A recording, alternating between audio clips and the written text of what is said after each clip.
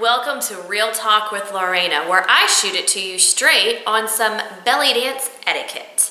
And today we're going to be talking about the kind of etiquette you would want at a belly dance workshop, where maybe sometimes a star comes in and they're teaching a choreography or other type of belly dance skills.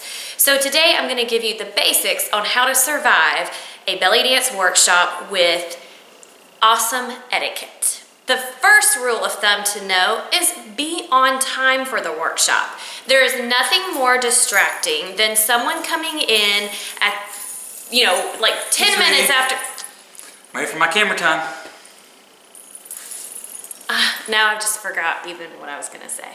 So as you can see, that was very distracting, and it can get the instructor kind of off kilter if they're really going, they're really teaching us, or we're really getting in depth into the choreography or the stretch. Not only is it distracting to the instructor, but it's also distracting to your peers who are trying to engage and focus in on bettering their own belly dance skill. And just remember, if you're on time, you're late. So just remember that slogan. So that means that you need to arrive probably 10 to 15 minutes early, so that way you can get in, settle yourself, like find a place to put your things away, and that way you can maybe do some pre-stretching if you're in a workshop that doesn't call for a lot of intense stretching. So just be on time. And if you're on time, then you're late. Which kind of brings me to my next point. So when you go in and you're on time, or I should say when you're early, you're gonna go ahead, find your place where you're gonna put your dance bag, your purse, your cell phone, and any other electronics. Speaking of cell phones, please put them on silence. Don't even put it on vibrate, because even that can be distracting, especially if you're in a workshop full of, let's say, 20 or 30 ladies, and if everyone's phones are vibrating because they got an email or a tweet or a comment on their Facebook status, or then someone calls and so it vibrates for like 10 minutes straight. That can get distracting too, because you can't only think about yourself, you have to think about everyone else that's around you. And so if you ever get a text or a call, that can be very distracting.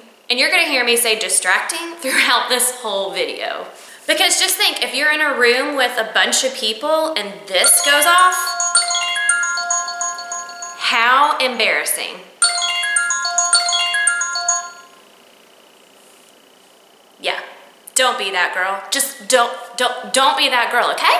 So speaking of noise, you also want to wear a hip sash with no coins, because when you're out there and we're doing probably a lot of shimmy and shaking and everything, and when you hear stuff like this, oh, what was that?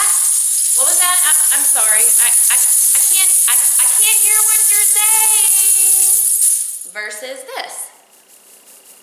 And these can be cute too. Like this is my little leopard print one, and I have a yellow one with just some sequins on. It's really, you can still be fashionable without being distracting.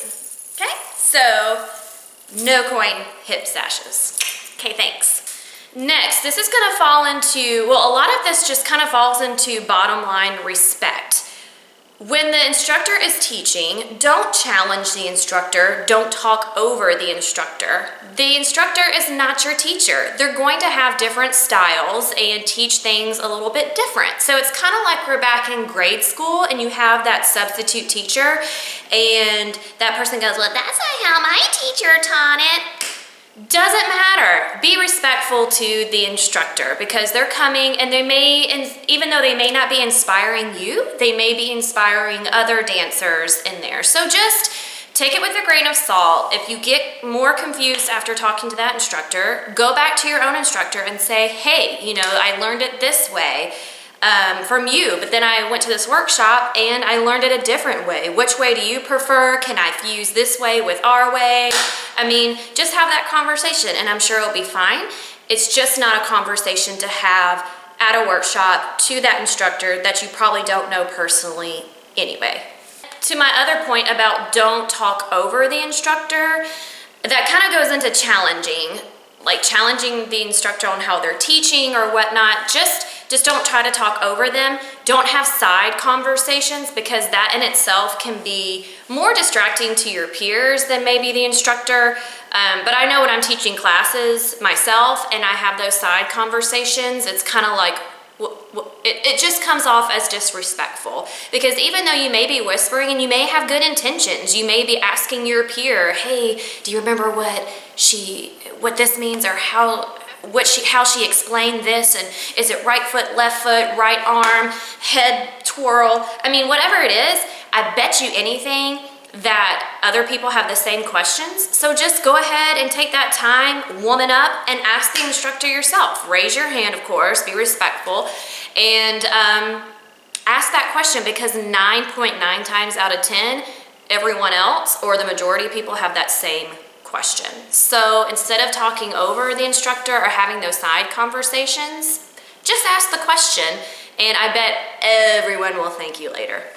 I have learned the hard way, we'll just say it like this, where I was at a workshop, and you know, technology has just evolved. I have always been at workshops where instructors didn't mind if you're learning a choreography at a workshop, they have it in mind if you filmed it afterwards to learn from it.